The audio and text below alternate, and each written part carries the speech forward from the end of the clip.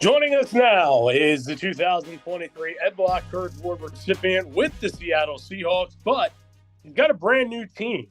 And we'll talk about that with him. That would be one of the two Seahawk recipients. Jordyn Brooks joins us. Jordyn, first off, how are OTAs going for you? It's been good. To get around a new organization, get around some new teammates, new city, new everything. So I think we're about 2-3 weeks in right now, and so it's been cool, man. No complaints, honestly. What sort of led you to the decision to go sign with Miami? Uh, I don't know, to be honest. I would probably say God, to be honest with you. I think everything kind of just pointed in that direction for me, into making that decision. And so I'm good with all that piece with it. I'm enjoying it so far. What does it mean to you when you hear yourself called an Ed Block Courage Award recipient? I think it's a special honor. I apologize for not being able to make it just with all this big stuff going on, but I think when they told me myself and Jamal had won the award, kind of makes you think back to, the grind of getting back from the injury and all the things that come with it. And to persevere through adversity, I think that was the biggest thing that, came to mind when they announced who won the award. And so I'm just appreciative for anything that, I receive in this life. And so to receive this award to me is very special. Talk a little bit about Jamal, who is also the recipient. What are some of the characteristics of him that make you think he's worthy of being an Ed Block recipient with you? Just because kind of how it all played out. We honestly we got injured around the same time. Um, we rehabbed together in the same city for a good 7 to 8 months, and day after day we grinded together. So we went to a similar battle. We both came back from those significant injuries, and played well for the team that we were playing for. And so I think that he's just as much as deserving as I am of this award. Talk a little bit about just how tough is it to get almost through an entire season, and then at the end of the regular season, you tear your ACL in 2022. What goes through your head when you get hurt that late in the season? I think initially you kind of confused, let down, um, hurt more than anything, especially in my situation to where it was very late in the season. I think we had two more games and then we go to the playoffs. And it would have been my actual like first real playoff game because the first one was like during COVID, so I don't even count that one. But to play in front of the fans and then the field, I thought that would have been special. And then to get hurt, it was kind of like, oh wow, you know. And then initially you're thinking like, man, I might miss all of next year too, knowing that this is not a light injury. This injury takes time, and so it was disappointing.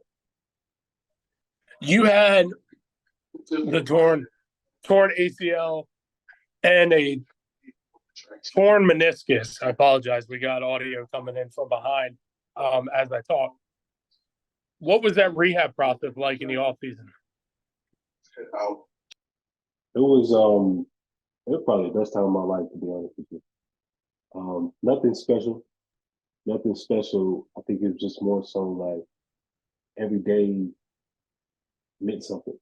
Um, every day meant something. It's like, man, I'm one step closer. You know what I'm saying? I'm one step closer to getting back to where I was, and it made that off season for me special because along with that, like I told you, going through that with someone in Jamal, I had my family around, to talk to, console with, and so it was a special off season for me. Well, and not to mention, you got to play with one of the best linebackers of this generation in Bobby Wagner. Do you ever have a pinch me moment where you're lining up and you look next to you and you go, oh my God, that's Bobby Wagner next to me? Yeah, especially early on, um, my rookie year, really like kind of my second year where I was full time starter.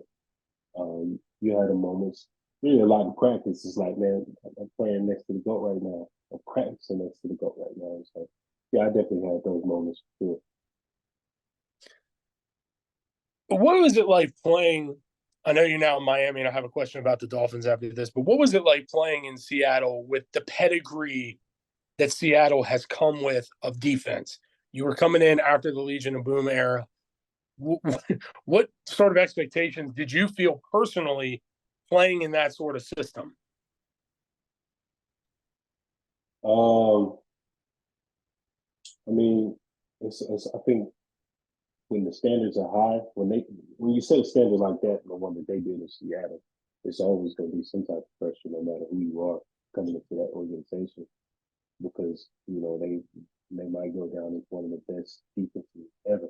They might be the best. And so to be a defensive guy coming into that situation, your job is to uphold the standard or succeed the standard. And that's a high standard. And so naturally, that brings a little bit of pressure. But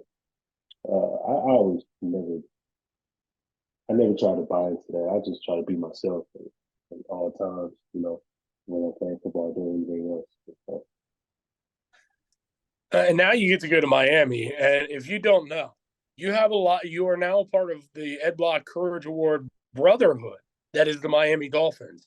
Austin Jackson, their 2023 recipient. Alec Ingold, 2022 recipient, and comes on and hosts our podcast with us from time to time. Shaq Barrett, like you, signed as a free agent. And there's one other, and I'm totally blanking on the name, but you get to go to Miami. What excites you about now being a Dolphin? kind of just like a new scenery, like a fresh start. I kind of feel like a rookie again. Um, and I think that's a good deal for me. A good situation to be in where it's kind of when it's new, when you don't know nobody, don't know anything. Kind of like that right now, and kind of get to in this second chapter of my career, uh, kind of rewrite the story and keep going in itself. And the weather can't be bad either. Yeah, yeah. The weather is great out here. Sunny all the time, so can't beat that. I was going to say, how often have you been to the beach since you got to Miami? I haven't been to the beach yet. I'm not gonna lie.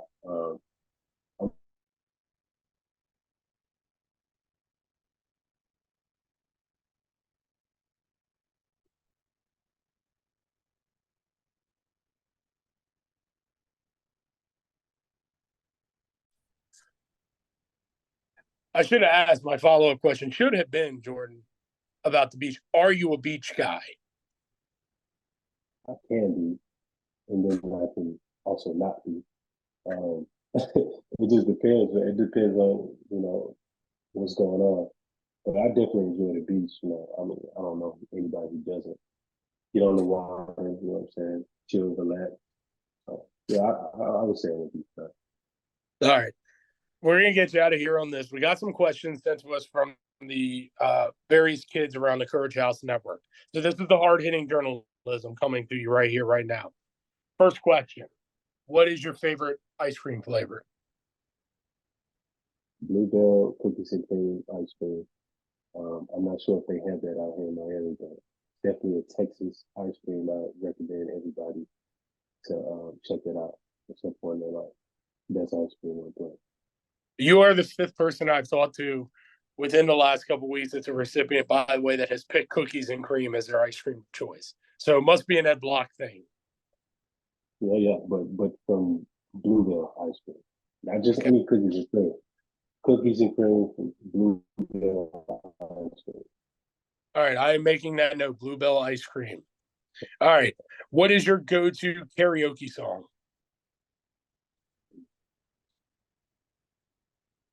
Let's see karaoke song. Um, it's got to be some type of Michael Jackson.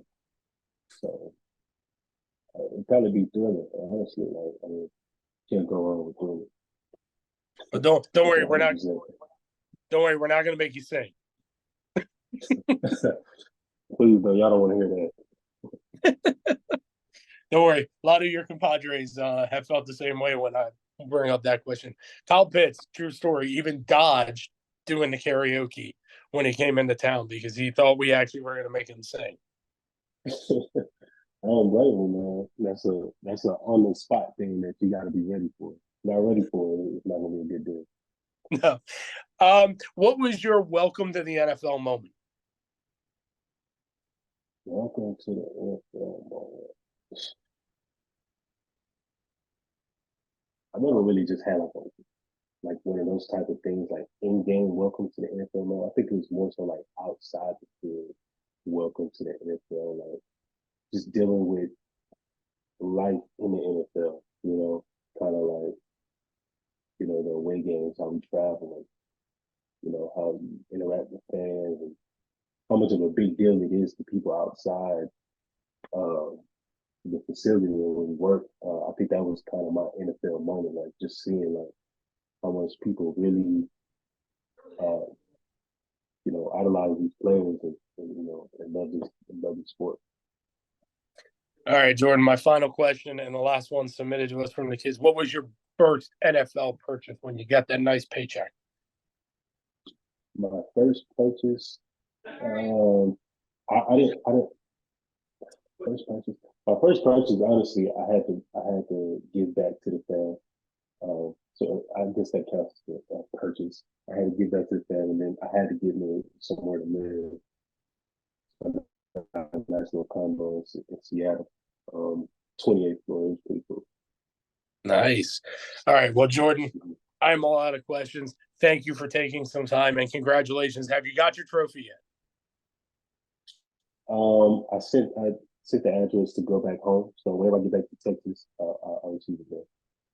All right. Well, it's a beautiful trophy, and we hope you display it proudly. Thank you again. Yes, sir. Thank you, guys.